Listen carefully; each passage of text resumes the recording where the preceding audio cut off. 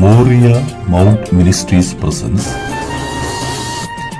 Unchanging word, മാറ്റമില്ലാത്ത വചനം. പരിശുദ്ധാത്മാവിൻ ശക്തിയാലെ ഇന്ന് നിറയ്ക്കണേ നാഥാ, ശക്തരായി തീരാൻ. പരിശുദ്ധാത്മാവിൻ ശക്തിയാലെ ഇന്ന് നിറയ്ക്കണേ നാഥാ, ശക്തരായി തീരാൻ. ആത്മസന്തോഷം കൊണ്ടു നിറയ്ക്കണേ പ്രിയനെ, ആത്മചൈതന്യം എന്നിൽ പകരുക പരനെ. ജയത്തോടെ ജീവിതം ധരയിൽ ഞാൻ ചെയ്യുവാൻ, ജയത്തോടെ ജീവിതം ധരയിൽ ഞാൻ ചെയ്യുവാൻ. പരിശുദ്ധാത്മാവിൻ ശക്തിയാലെ ഇന്ന് നിറയ്ക്കണേ നാഥാ, ശക്തരായി തീരാൻ. കർത്താവിൻ്റെ അതിപരിശുദ്ധ നാമം മഹത്വപ്പെടുമാറാകട്ടെ. ഒരിക്കൽ കൂടി ഈ മാറ്റമില്ലാത്ത വചനവുമായി നിങ്ങളുടെ മുമ്പിൽ വരുവാൻ, ഈ കർത്താവിൻ്റെ വചനം കൂടുതൽ ചിന്തിപ്പാൻ തക്കവണ്ണമായി ഈ 2024 ദൈവം തന്ന ഈ കൃപയ്ക്കായി ആ മഹത്വമുള്ള ദൈവത്തെ സ്തുതിക്കുന്ന, സ്തോത്രിക്കുന്ന, എന്നെ കേട്ടുകൊണ്ടിരിക്കുന്ന എല്ലാ ദൈവമക്കളെയും ഈ നേരത്ത് കർത്താവിൻ്റെ നാമത്തിൽ എൻ്റെ സ്നേഹവന്ദനവും അറിയിക്കുന്നു. നമുക്ക് ഇന്നത്തെ സത്യവചനം നിങ്ങളോട് കൂടി പങ്കിടുവാൻ തക്കവണ്ണമായി നമുക്ക് വേദപുസ്തകത്തിലിരുന്ന് തുടങ്ങാം. എസ്തറിൻ്റെ പുസ്തകം 9-ാം അധ്യായം 2-ാം വചനം. അഹശ്വേരോശ് രാജാവിൻ്റെ സകല സംസ്ഥാനങ്ങളിലും യഹൂദന്മാർ തങ്ങളുടെ പട്ടണങ്ങളിൽ തങ്ങളോട് ദോഷം ചെയ്യുവാൻ ഭാവിച്ചവരെ കയ്യേറ്റം ചെയ്യേണ്ടതിന് ഒന്നിച്ചുകൂടി. അവരെയുള്ള പേടി സകല ജാതികളുടെയും മേൽ വീണിരിക്കുന്നത് കൊണ്ട് ആർക്കും അവരോട് എതിർത്ത് നിൽപ്പാൻ കഴിഞ്ഞില്ല. ഹാമാൻ എന്ന് പറഞ്ഞ ഒരു വ്യക്തി എസ്തറിന് ശൂഷൻ അരൺമനയിലെ മൊർദെഖായി എന്ന് പറയുന്ന ഒരു വ്യക്തിയെ ഉന്മൂലനം ചെയ്യുവാൻ, യൂദനായ മൊർദെഖായിയെ മാറ്റി നിർത്തുവാൻ, അതിന് പകരമായി ഈ യൂദകുലത്തെ തന്നെ ഈ മൊർദെഖായി അവനിൽ വന്ന ആ മൊർദെഖായിയുടെ അടുത്ത് വന്ന ആ ശത്രുത ഈ യൂദകുലം തന്നെ ഈ ദേശത്ത് കാണുവാൻ പാടില്ല എന്ന രാജാവിനെ സ്വാധീനിച്ച് അവരെ കൊല്ലുവാനുള്ള ഉത്തരവ് വാങ്ങിയതാണ് എസ്തർ പുസ്തകത്തിൻ്റെ തന്നെ കാതലായ കാര്യം. ഈ കാര്യങ്ങളെ എങ്ങനെയാണ് അവർ മാറ്റി ഈ യൂദരെ കൊല്ലുവാനുള്ള ഉത്തരവ് എങ്ങനെയാണ് ശത്രുവിനെ ഉന്മൂലനം ചെയ്യുവാൻ സാധിച്ച് എന്ന കാര്യമാണ് നാം ഇന്നത്തെ ചിന്താവിഷയത്തിൽ നോക്കുവാൻ താല്പര്യപ്പെടുന്നത്. നമ്മുടെ ജീവിതത്തിൽ പലപ്പോഴും പല കാര്യങ്ങളും നാം ഉദ്ദേശിക്കുന്നതിൽ നിന്ന് ഭിന്നമായി മാറി വരാം. പ്രതികൂലങ്ങൾ വരാം, പ്രതിസന്ധികൾ വരാം. അങ്ങനെയൊക്കെ ഉള്ള സാഹചര്യത്തിൽ നിങ്ങളുടെ ഹൃദയത്തിൻ്റെ വേദന അറിയുന്ന ദൈവം നമ്മോട് കൂടെ എപ്പോഴും ഉണ്ട് എന്നത് ഒരിക്കലും മറന്നു പോകരുത്. 17 വർഷത്തിന് മുമ്പേ ദൈവം ഞങ്ങളുടെ പ്രാർത്ഥന കേട്ട് എൻ്റെ 2 മക്കൾക്കും ചെന്നൈയിലെ അവരുടെ IT കമ്പനികളിലെ ജോലിയിൽ കയറുവാൻ തക്കവണ്ണം ദൈവം സഹായിച്ചു. ആ കാര്യങ്ങളെ ഓർത്ത് ദൈവത്തിന് നന്ദി പറയുവാൻ, ദൈവവചനം മറ്റുള്ളവരെ അറിയിപ്പാൻ തീരുമാനിച്ച് ചെന്നൈയിലെ രാജ്ഭവൻ്റെ അടുത്തുള്ള ഒരു ദേവാലയത്തിൽ വച്ച് 3 ദിവസം കൺവെൻഷൻ നടത്തുവാൻ തീരുമാനിച്ചു.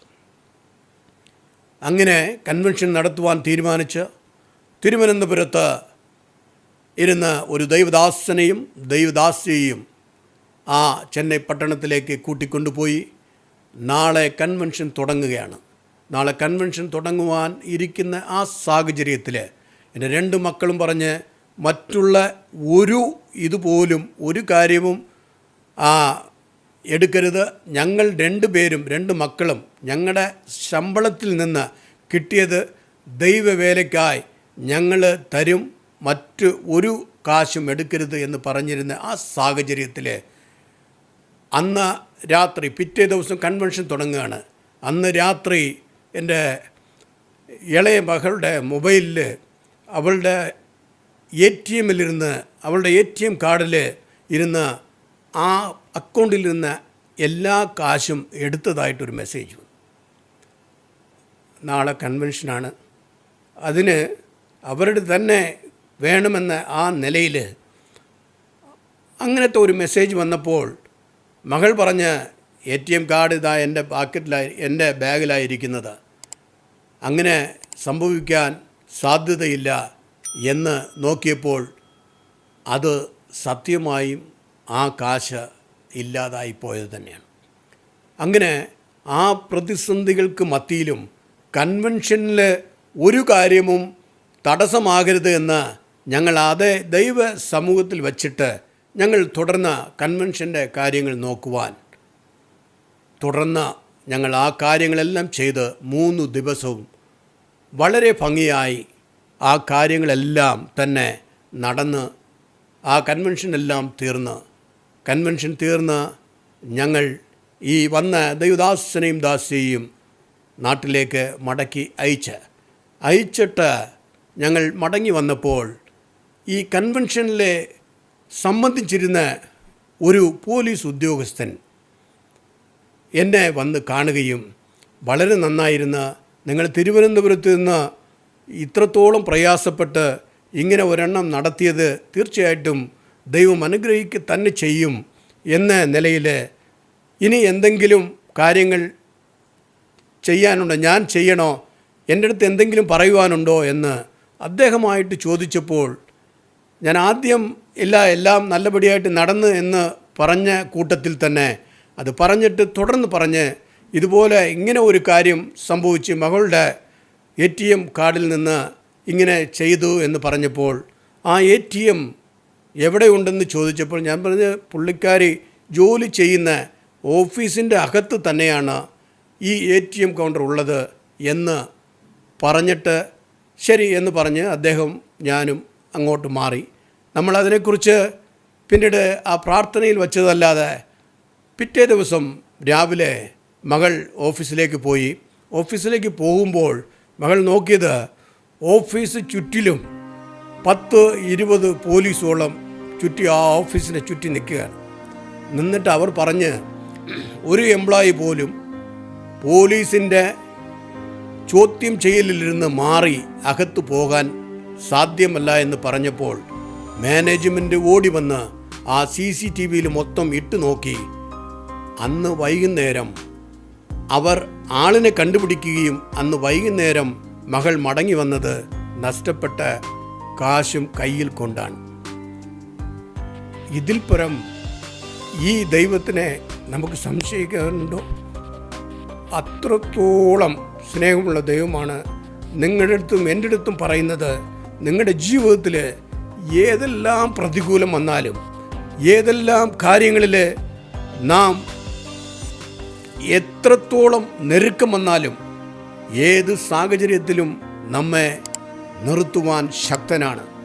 അന്നത്തെ ആ കാര്യം ഇന്ന് 17 വർഷത്തിൻ്റെ ഇപ്പുറത്ത് ചിന്തിക്കുമ്പോഴും ഇന്നും ദൈവം ദിനം പ്രതി അനുഗ്രഹിക്കുന്ന ദൈവമായി ആയിക്കൊണ്ടിരിക്കുമ്പോൾ നിങ്ങളെയും അതിലുമുപരി അനുഗ്രഹിക്കുന്ന ആ മഹത്വമുള്ള ദൈവത്തെ ഒരു കാലം മറന്നു പോകരുത്. നാം വിചാരിക്കുന്ന അയ്യോ ഇന്ന് ഈ നന്മ കിട്ടുമെന്നല്ലേ വിചാരിച്ചത്, അത് ഒരുപക്ഷെ മാറിപ്പോയേക്കാം. എന്നാൽ ദൈവം ഒരു നാളും നിങ്ങളെയും എന്നെയും മറക്കുന്നവനല്ല, അവൻ മാറുന്നവനല്ല. മൊർദെഖായിക്കെതിരെ മൊർദെഖായെ ഇല്ലാതാക്കുവാൻ ഉത്തരവുണ്ടാക്കുവാൻ വന്ന ഹാമാൻ്റെ അടുത്ത് രാജാവ് ചോദിച്ച് ഞാൻ ഏറ്റവും ബഹുമാനിക്കുവാൻ ഉദ്ദേശിക്കുന്ന വ്യക്തിയെ എന്താ ചെയ്യേണ്ടത്? അപ്പോൾ അവൻ പറഞ്ഞ് എന്നെയല്ലാതെ, അവൻ്റെ മനസ്സിൽ വിചാരിച്ചതാണ്, എന്നെയല്ലാതെ ഈ രാജ്യത്ത് മറ്റാരെയാ രാജാവ് ബഹുമാനിക്കാൻ പോകുന്നത്?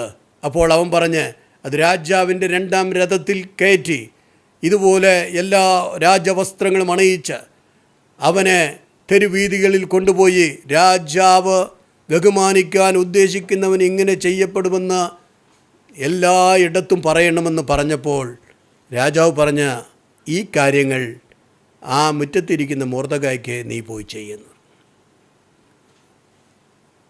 ദൈവ മക്കളെ, ഇത് കേൾക്കുന്ന കർത്താവിൽ പ്രിയമുള്ളവരെ, ഈ മൊർദെഖായിക്ക് എതിരെ പദ്ധതി ഉണ്ടാക്കാൻ വന്നവൻ, അവൻ്റെ അടുത്ത് രാജാവ് പറയുകയാണ്, നീ ഈ മൊർദെഖായെ അത് നീ പറഞ്ഞതുപോലെ തന്നെ രാജാവ് ബഹുമാനിക്കുന്നവന് എന്ത് ചെയ്യണമോ അതുപോലെ ചെയ്യുക എന്ന്. നിങ്ങൾക്കും എനിക്കും എതിരെ പലരും പല പദ്ധതികളും ഉണ്ടാക്കാം.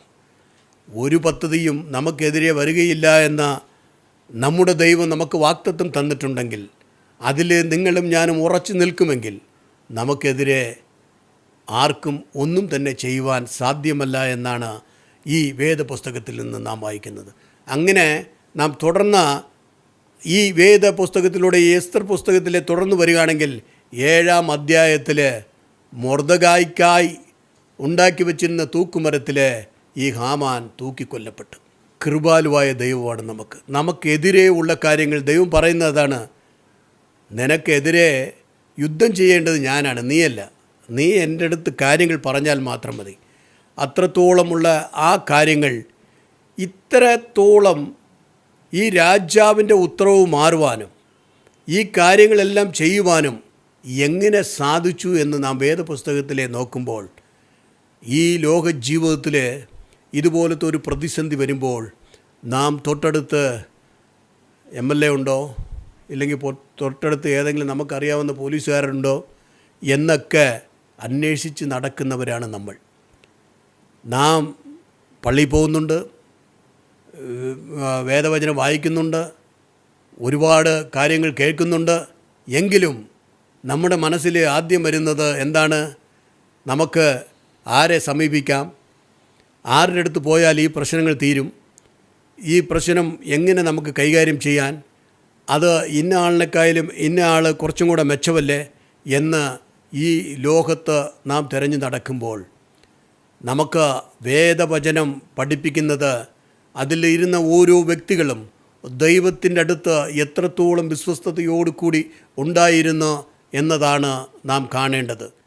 എസ്തർ പുസ്തകം 4-ാം അധ്യായം 16-ാം വചനത്തിൽ ഇതുപോലത്തൊരു ഉത്തരവ് ആയ വിവരം അറിഞ്ഞ എസ്തർ യൂദരെ എല്ലാ യൂദന്മാരെയും അഹസ്വേരു രാജാവിൻ്റെ 127 രാജ്യങ്ങളിലും ഇല്ലായ്മ ചെയ്യുവാനുള്ള ഒരു ഉത്തരവ് ഇറങ്ങിയെന്ന മൊർദെഖായി കേട്ട് അലറി വിളിച്ച് ഒരു ഭ്രാന്തമായി അങ്ങോട്ടും ഇങ്ങോട്ടും ഓടി നടന്നപ്പോൾ, ആ സങ്കടം കൊണ്ട് അങ്ങനെ നടന്നപ്പോൾ എന്താണെന്ന് ചോദിച്ച് ആ കാര്യങ്ങൾ മനസ്സിലാക്കിയ എസ്തർ, അവൾ പറഞ്ഞത് നമുക്ക് പ്രത്യേകിച്ച് അവിടെ എഴുതി വച്ചിട്ടുണ്ട്. നീ ശൂശനിലുള്ള എല്ലാ യഹൂദന്മാരെയും വിളിച്ച് 3 ദിവസം ദൈവസന്നിധിയിൽ രാവും പകലും ഉപവാസത്തിലിരിക്കുക. ഈ 3 ദിവസം നീ ഉപവാസത്തിലിരിക്കുമ്പോൾ ഞാനും എൻ്റെ ദാദിമാരും അതുപോലെ തന്നെ ഉപവാസത്തിലിരിക്കും. അങ്ങനെ അത് കഴിഞ്ഞിട്ട് ഈ 3 ദിവസം കഴിയുമ്പോൾ ഞാൻ രാജസമൂഹത്തിൽ ചെല്ലാം. ഞാൻ അവിടെ മരിക്കുന്നെങ്കിൽ മരിക്കട്ടെ, അതിനും എനിക്ക് ഭയമില്ല എന്ന് മട്ടിൽ എസ്തർ പറഞ്ഞു തന്നു. അവിടെ എസ്തർ പറഞ്ഞപ്പോൾ രാജസമൂഹത്തിൽ പോകുന്നതിന് മുമ്പ് ഇത് ചെയ്യണമെന്ന് മൊർദെഖായിക്ക് പറയുമ്പോൾ ഒരു കാര്യം നമ്മെ പ്രത്യേകിച്ച് ആ സത്യവചനങ്ങൾ പഠിപ്പിക്കുന്നത് 2-ാം അധ്യായം 17-ാം വചനത്തിൽ തന്നെ അതിലെഴുതിയിരിക്കുന്നത്, അഹസ്വേരു രാജാവ് എല്ലാ സ്ത്രീകളെക്കായിലും അധികമായി അവളെ സ്നേഹിച്ചതുകൊണ്ട് അവളെ വസ്തിക്ക് പകരം രാജ്ഞിയായി അവൻ അംഗീകരിച്ച് അവളുടെ തലയിൽ കിരീടം വച്ചു എന്നാണ്. എന്നാൽ യഥാർത്ഥത്തിൽ നമുക്ക് നോക്കുകയാണെങ്കിൽ ഈ 4-ാം അധ്യായം 16-ാം വചനത്തിലെ ആ എസ്തർ പറയുന്നതിന് മുമ്പേ തന്നെ 2-ാം അധ്യായം 17-ാം വചനത്തിന് അവൾ റാണിയാണ്. അവൾ ആ രാജ്യത്തിന് 127 രാജ്യത്തിൻ്റെയും റാണിയായിരിക്കുമ്പോൾ തന്നെ അവൾക്കറിയാം, ഈ റാണിയോ രാജാവോ അല്ല ഇവിടെ മുഖ്യം, എന്നെ ഈ നിലയിൽ കൊണ്ടുവന്ന എൻ്റെ കർത്താവാണ് മുഖ്യം, എൻ്റെ യഹോവയാണ് വലുത്. അവൻ്റെ സമൂഹത്തിൽ ഈ ലോകത്തെ നയിക്കുന്ന ഈ രാജാവിനെ തന്നെ നയിക്കുന്നവനാണ് എൻ്റെ ദൈവം. ആ ദൈവത്തിൻ്റെ മുമ്പിൽ ഞാനും എൻ്റെ ജനങ്ങളും 3 ദിവസം ഉപവസിക്കും. എന്നെ കേൾക്കുന്ന കർത്താവിൽ പ്രിയമുള്ളവരെ, നാം അങ്ങനെ എന്തെങ്കിലും ചിന്തിച്ചിട്ടുണ്ടോ? എന്തെങ്കിലും പ്രതികൂലം വരുമ്പോൾ വ്യക്തികളെ നോക്കുന്നുവോ? അല്ലെങ്കിൽ എൻ്റെ ദൈവസമൂഹത്തിൽ ഞാൻ ഇതിനായി കാത്തിരിക്കും, അവൻ്റെ ഉത്തരവ് വന്നിട്ടേ ഞാൻ പോകുമെന്ന നിലയിൽ നാം ഇരിക്കുന്നുണ്ടോ? അങ്ങനെ ഇരിക്കുമെങ്കിൽ നിശ്ചയമായി നമ്മുടെ ജീവിതത്തിലെ കാര്യങ്ങൾ അങ്ങേയറ്റം മാറും. നിങ്ങളും ഞാനും ചിന്തിക്കുന്ന രീതിയല്ല. ദൈവം നമ്മെ ഉയർത്തി തുടങ്ങിയാൽ, അവൻ്റെ അടുക്കൽ നിങ്ങൾ വന്നു കഴിഞ്ഞാൽ ഒരിക്കലും മാറുകയില്ല. അത്രത്തോളം സ്നേഹവാനായ ദൈവമാണ് നമ്മുടെ ദൈവം. ആ ദൈവം അവൻ പറയുന്നതനുസരിച്ച് നാം മുമ്പോട്ട് നീങ്ങുമ്പോൾ അവൻ നാം ഇന്നോളം മനസ്സിൽ പോലും ചിന്തിക്കാത്ത നിലയിലെ ഉയർത്തുന്ന ദൈവമാണ്. അതുകൊണ്ട് എസ്തർ മൊർദെഖായിയുടെ അടുത്ത് പറഞ്ഞത് അതാണ്. അങ്ങനെ പറഞ്ഞിട്ട് അവൾ അതുപോലെ തന്നെ ചെയ്ത്.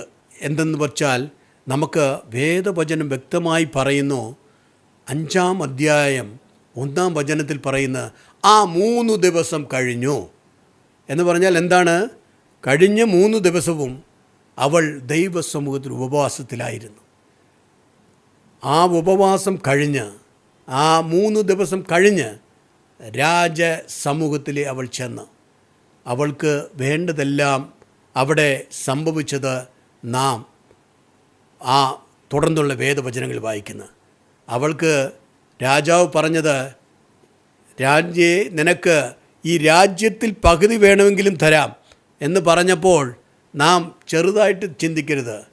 127 രാജ്യത്തിൻ്റെ പകുതി എന്നതാണ് 64ഓളം രാജ്യങ്ങളാണ്.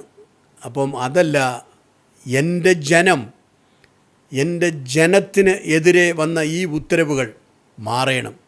നാം അതിലെ എസ്തർ പുസ്തകത്തിലെ വായിക്കുമ്പോൾ വളരെ അധികം ശ്രദ്ധയോട് നാം തുടർന്ന് വായിച്ചാൽ കാണാം, രാജാവ് ഇട്ട ഉത്തരവ് മാറ്റുവാൻ സാധ്യമല്ല. എന്നാൽ നീയും മൊർദെഖായിയും ചേർന്ന് യൂദജനത്തിന് നന്മ വരത്തക്കവണ്ണം എൻ്റെ നാമത്തിൽ എൻ്റെ മുദ്രമോതിരം കൊണ്ട് ആവശ്യമുള്ളത് എഴുതിക്കൊള്ളാൻ രാജാവ് ഉത്തരവിടുന്നത് പോലെ ആക്കി തീർത്ത ആ കാര്യത്തിന് തുടക്കം ഈ 3 ദിവസത്തെ പ്രാർത്ഥനയാണ്. നമ്മുടെ ജീവിതത്തിൽ പലപ്പോഴും കുറവുള്ളതും അതുതന്നെയാണ്. ഇന്ന് നമ്മെ അവൻ്റെ സമൂഹത്തിൽ ഏൽപ്പിക്കാം. എന്താണ് നാം ചെയ്യേണ്ടത്? ഈ ലോകത്തിൻ്റെ കൂടെ നടക്കുന്നതാണോ അല്ല ദൈവ സാന്നിധ്യത്തിൽ വരുന്നതാണ്? പലപ്പോഴും നമ്മുടെ ജീവിതങ്ങളിൽ പ്രതിസന്ധികളും പ്രയാസങ്ങളും വരുന്നത് സർവ്വസാധാരണമാണ്. നമുക്ക് ഒരു കാര്യം തീരുമാനിച്ചാൽ, ഏലിയാവ് എന്ന ആ പ്രവാചകൻ യേസബേലിൻ്റെ കൂടെ ഒരു കോംപ്രമൈസിന് വന്നിരുന്നെങ്കിൽ അവൻ അവിടെ ഇരുന്ന് ഒളിച്ചോടേണ്ട ആവശ്യമില്ല. അന്ന് ശിഷ്യന്മാരുടെ അടുത്ത് ദൈവം പറഞ്ഞത് അതാണ്, നിങ്ങൾ ലോകത്തിന് അനുരൂപരാകാതെ ദൈവം പറയുന്നത് അനുസരിച്ച് അതേപോലെ ചെയ്യണം.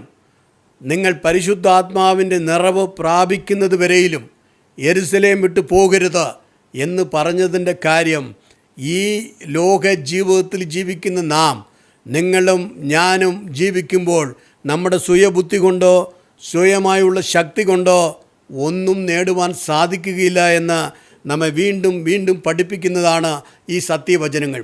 ഈ സത്യവചനത്തിൻ്റെ കൂടെ നാം നടക്കുമ്പോൾ അത് നമ്മെ നയിക്കും, നടത്തും. ഏത് പ്രതിസന്ധിയിലും അവൻ നമ്മെ നടത്തുവാൻ ശക്തനാണ്. കുഴിയിൽ കിടന്ന് ആ യോസേപ്പ് അന്ന് പോത്തിഫാറിൻ്റെ വീട്ടിലെ അവൻ്റെ ഭാര്യയുമായി ഒരു ഉടമ്പടി ഉണ്ടാക്കിയിരുന്നെങ്കിൽ അവൻ ജയിലിറക്കി പോകേണ്ട ആവശ്യമില്ല.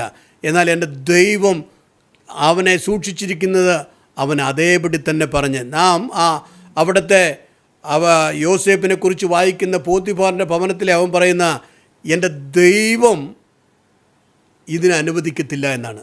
ലോക മനുഷ്യരല്ല, എൻ്റെ ദൈവത്തിനെതിരെ ഞാൻ ഈ പാപം ചെയ്യുകയില്ല എന്ന്. അപ്പോൾ ഏത് കാര്യത്തിലും മനുഷ്യരെ നമുക്ക് മറക്കാം.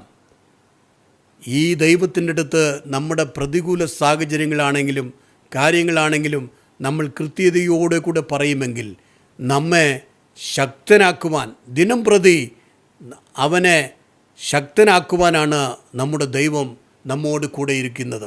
അതുകൊണ്ട് ഇന്ന് നമ്മുടെ ജീവിതത്തിലെ ഇന്ന കാര്യങ്ങൾ ഇങ്ങനെ മാറിപ്പോയല്ലോ, നാം ഇങ്ങനെയൊക്കെ വിചാരിച്ചിരുന്നത് ഇങ്ങനെ മാറിയല്ലോ, എന്നാൽ ഏത് മാറ്റവും നിൻ്റെ നന്മയ്ക്കായി തന്നെയായിരിക്കും. ദൈവം ഓരോ കാര്യങ്ങളിലും നിങ്ങളെയും എന്നെയും പഠിപ്പിക്കുന്നതാണ്.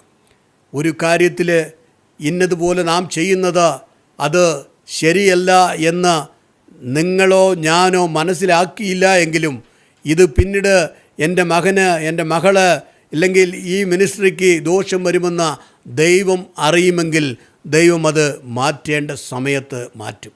അതുകൊണ്ട് എത്രയ്ക്ക് ഉന്നതമായ കാര്യമാണെങ്കിലും, എത്രയ്ക്ക് വലിയ കാര്യമാണെങ്കിലും, ഇത്ര വലിയ കാര്യമാണോ എന്ന് ചിന്തിക്കേണ്ട. ഏത് കാര്യവും കർത്താവിൻ്റെ അടുത്ത് ചോദിക്കുവാൻ മടിക്കാതെ തന്നെ നമുക്കെന്തും ചോദിക്കാം. അതാണ് നമ്മുടെ ദൈവം.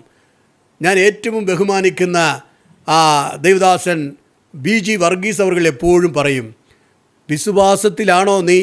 ചോദിക്കുമ്പോൾ വലുതായി ചോദിക്കുക. എനിക്കൊരു ചെറിയ വീട് വേണേ എന്നല്ല, എനിക്ക് ഇന്ന കൺവീനിയൻ്റോട് കൂടി ഇന്ന കാര്യങ്ങളെല്ലാം ഉള്ള ഒരു വീട് വേണമെന്ന് ചോദിക്കുക. നിനക്ക് വിശ്വാസമുണ്ടെങ്കിൽ ആ വിശ്വാസമാണ് നമ്മുടെ ജീവിതത്തിൽ വരേണ്ടത്. ആ വിശ്വാസമുണ്ടെങ്കിൽ ആ ശക്തിയോടുകൂടി നാം അവൻ്റെ അടുത്ത് എന്ത് ചോദിച്ചാലും, നമുക്ക് നോക്കണേ, അന്ന് യൂദർ ജനങ്ങൾ മുഴുവനെയും ഇല്ലായ്മ ചെയ്യുവാൻ തീരുമാനിച്ചവൻ ഇന്ന് ആ യൂദ ജനങ്ങളെ ദൈവം ചെയ്തതാണ്. അവർക്ക് എതിരെ പോരാടുവാൻ മറ്റുള്ളവരെ ഭയപ്പെടുന്ന രീതിക്ക് ദൈവമാക്കി തീർത്തു എന്നാണ് നാം ആ വേദ പുസ്തകത്തിൽ വായിക്കുന്നത്.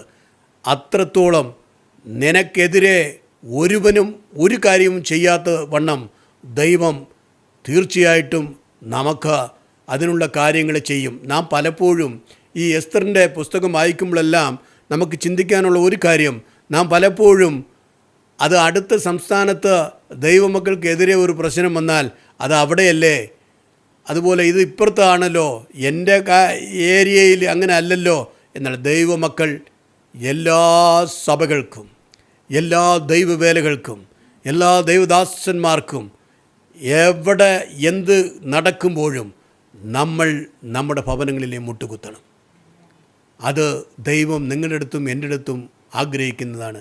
നാം എല്ലാവരും ഒരു അപ്പൻ്റെ മക്കളാകുമ്പോൾ അവൻ ആ ദേശത്തിരിക്കുന്ന ഈ ദേശത്തിരിക്കുന്നതെന്നല്ല, ഇവിടെ നാം പ്രതീക്ഷിച്ചു കൊണ്ടിരിക്കുന്ന ആ സ്വർഗരാജ്യത്തിലേക്ക് പോകാനുള്ള ആ കാന്തൻ വരുന്ന മധ്യ ആകാശത്തിലേക്ക് നാം എല്ലാവരും ഒന്നിച്ചു പോകേണ്ടത് കൊണ്ട് എവിടെ എന്ത് നടന്നാലും നമ്മുടെ മക്കൾക്കായി ദൈവം എത്രത്തോളം നമ്മുടെ സന്നദ്ധികളെ കരുതുന്നുണ്ടോ ആ നിലയിൽ നിങ്ങളും ഞാനും ഈ ലോകത്ത് മുഴുവനുമായിരിക്കുന്ന ദൈവജനത്തിന് വേണ്ടിയിട്ട്, ദൈവമക്കൾക്ക് വേണ്ടിയിട്ട്, ദൈവവേലയ്ക്ക് വേണ്ടിയിട്ട് നാം പ്രാർത്ഥനയിലായിരിക്കണം. കാര്യങ്ങൾ ഞാൻ നേരത്തെ പറഞ്ഞതുപോലെ തന്നെ ഏതോ ഒരു നാട്ടിലിരുന്ന് അവർ ഈ സുവിശേഷത്തെ കേട്ട് ഈ സുവിശേഷം ലോകത്ത് എല്ലാ ജനങ്ങൾക്കും അറിയിക്കണമല്ലോ എന്ന് വിചാരിച്ച് ഒരു വാഹനം പോലും നേരെ പോകുവാൻ വഴിയില്ലാത്ത ആ കുഗ്രാമത്തിൽ വന്ന് അന്ന് അവർ ആ സുവിശേഷം പറഞ്ഞതുകൊണ്ടാണ് ഇന്ന് നിങ്ങളുടെ മുമ്പിൽ എന്നെ നിർത്തുവാൻ ആ സർവശക്തൻ വഴി കാണിച്ചത്.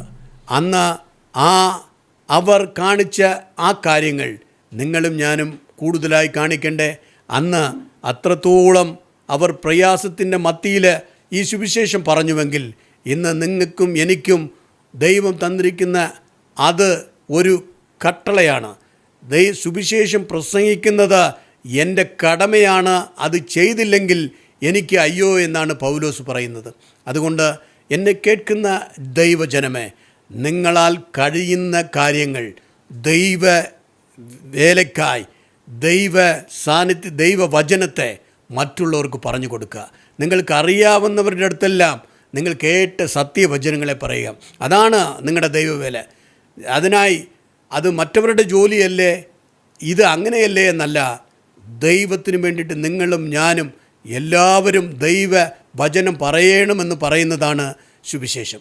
ഈ സുവിശേഷത്തെ നിങ്ങൾ അറിയിക്കുവാൻ തുടങ്ങിയാൽ തന്നെ നിങ്ങളുടെ ജീവിതത്തിൽ ഒരു വെളിച്ചം നമ്മുടെ കർത്താവ് കൊണ്ടുവരും നിശ്ചയം. നമുക്ക് ഒന്നിച്ചു കൂടി പ്രാർത്ഥിക്കാം. നിങ്ങളുടെ പ്രതികൂലങ്ങൾ എന്തുമാകട്ടെ, ഇന്ന് നിങ്ങൾ ചോദിക്കുക, അന്ന് യഹൂദ ജനത്തിന് മാറ്റം തന്ന ആ ദൈവം നിങ്ങൾക്ക് എതിരെയുള്ള ഉത്തരവുകളെ ഇന്ന് മാറ്റുവാൻ ശക്തനാണ്. നിങ്ങൾക്കെതിരെ എന്താണ് പ്രശ്നങ്ങൾ, എന്താണ് കാര്യങ്ങൾ, നിങ്ങൾ ഏത് മാറ്റത്തിനാണ് നിങ്ങൾ ആഗ്രഹിക്കുന്നത്, ഇന്ന് അവൻ്റെ തിരുസന്നിധിയിലെ എല്ലാം തുറന്നു പറയുക. അവൻ നിങ്ങളെ കേൾക്കുവാൻ ശക്തനാണ്. നമുക്ക് ഒന്നിച്ചുകൂടി പ്രാർത്ഥിക്കാം. ദൈവം നടത്തട്ടെ. ഞങ്ങളെ അളവ് കൂടാതെ സ്നേഹിക്കുന്ന മഹത്വമുള്ള കർത്താവെ, ഈ സമയത്തും കൂടി കർത്താവെ, നിൻ്റെ മക്കളായ ഞങ്ങൾ ലോകത്തിൻ്റെ പല ഭാഗത്തുമിരുന്ന് നിൻ്റെ തിരുമുമ്പിൽ പ്രാർത്ഥനയ്ക്ക് ഒരുങ്ങുമ്പോൾ ഞങ്ങളുടെ ഓരോ പ്രാർത്ഥനയും കൃത്യതയോടുകൂടി കേൾക്കുന്ന മഹത്വമുള്ള കർത്താവ് ഞങ്ങളെ അനുഗ്രഹിക്കുന്നവനാണ് എന്ന് അറിയുമ്പോൾ തന്നെ കർത്താവെ, ഇന്ന് ഞങ്ങളുടെ ജീവിതങ്ങളിൽ, ഞങ്ങളുടെ ബാധ്യതകളിൽ, ഞങ്ങളുടെ മക്കളുടെ കാര്യങ്ങളിൽ, ഞങ്ങളുടെ സഭകളുടെ കാര്യങ്ങളിൽ, ഞങ്ങളുടെ ദൈവവേലകളുടെ കാര്യങ്ങളിൽ, ഞങ്ങളുടെ മിനിസ്ട്രികളുടെ കാര്യങ്ങളിൽ, എല്ലാ കാര്യങ്ങളിലും ഇരിക്കുന്ന എതിരായ ഉത്തരവുകൾ ഇന്ന് നീ അനുകൂലമാക്കി തീർക്കുന്നതിനായി സ്തോത്രമപ്പ. ഇതുപോലെ തന്നെ കേൾക്കുന്ന ഓരോ ജനങ്ങളുടെയും അവരുടെ കുടുംബങ്ങളിലും അവർക്ക് ആവശ്യമുള്ള കാര്യങ്ങൾ അവർക്ക് ആവശ്യമുള്ള രീതിയിൽ ചെയ്യുവാൻ എൻ്റെ ദൈവം ഇടപെടുന്നതിനായി സ്തോത്രം. കർത്താവേ, കടൻ ഭാരങ്ങൾക്കായി പ്രയാസപ്പെടുന്ന, രോഗശയ്യയിലിരുന്ന് വിടുതൽ വേണമെന്ന് പ്രയാസപ്പെടുന്ന ഒരുപാട് വ്യക്തികൾ നിൻ്റെ മുമ്പിൽ ഇപ്പോൾ പ്രാർത്ഥനയിൽ കൂടിയിരിക്കുന്നുവല്ലോ അപ്പ. നീ മഹത്വമുള്ള ദൈവമാണ്. നീ അത് എല്ലാം ചെയ്തു കൊടുക്കുന്ന വൻകൃപയ്ക്കായി സ്തോത്രം. സ്തുതിയും ഘനവും സ്തോത്രവും സർവശക്തനായ ദൈവം നിൻ്റെ മുമ്പിൽ അർപ്പിക്കുന്നു. തുടർന്നും ഞങ്ങളെ ഓരോരുത്തരെയും ശക്തിപ്പെടുത്തണം, നിനക്കായി നിൽപ്പാൻ ബലപ്പെടുത്തണം. യേശുവിൻ ധന്യനാമത്തിൽ പ്രാർത്ഥന കേൾക്കണമേ പൊന്നുനാഥ. ആമേൻ, ആമേൻ, ആമേൻ.